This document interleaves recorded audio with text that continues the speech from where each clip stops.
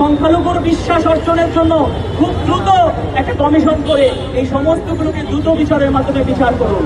নাহলে হিন্দু সম্প্রদায়ের মনের যে আতঙ্ক, এগুলো কিন্তু আপনারা যাবে না। এবং গত সময় হিন্দু সম্প্রদায়ের শিক্ষকদের উপর, primary school, high school, college, বিশ্ববিদ্যালয়ের শিক্ষকদের উপর যেভাবে মব হয়েছে, সেই মবেরও একটা, আমি মনে করি আপনাদের একটা, এই মবকে একটা কমিশন হওয়া উচিত, দেখা উচিত।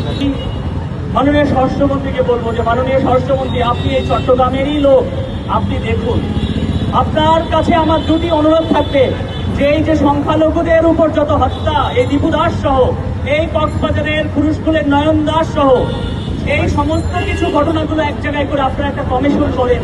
সেখানে আপনারা এই সংখ্যালঘুর বিশ্বাস অর্জনের জন্য খুব দ্রুত একটা কমিশন করে এই সমস্তগুলোকে দ্রুত বিচারের মাধ্যমে বিচার করুন।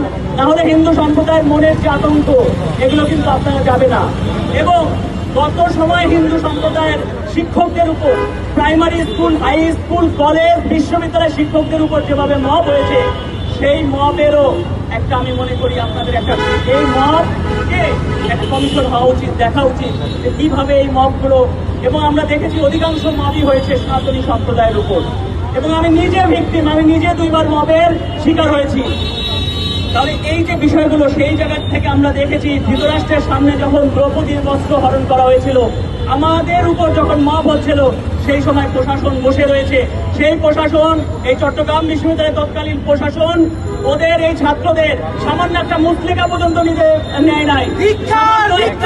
এই ছাত্রদের একটা সমাজ করতে পারতো, মুসলিকা নিতে পারতো, কিচ্ছু করে নাই। এই চট্টগ্রাম বিশ্ববিদ্যালয়ের তৎকালীন উপাচার্য ইয়াহিয়া খান, আমি তার উদ্দেশ্যে নিন্দা ঘৃণা জানাই। তিনি যে কাজটা করেছে,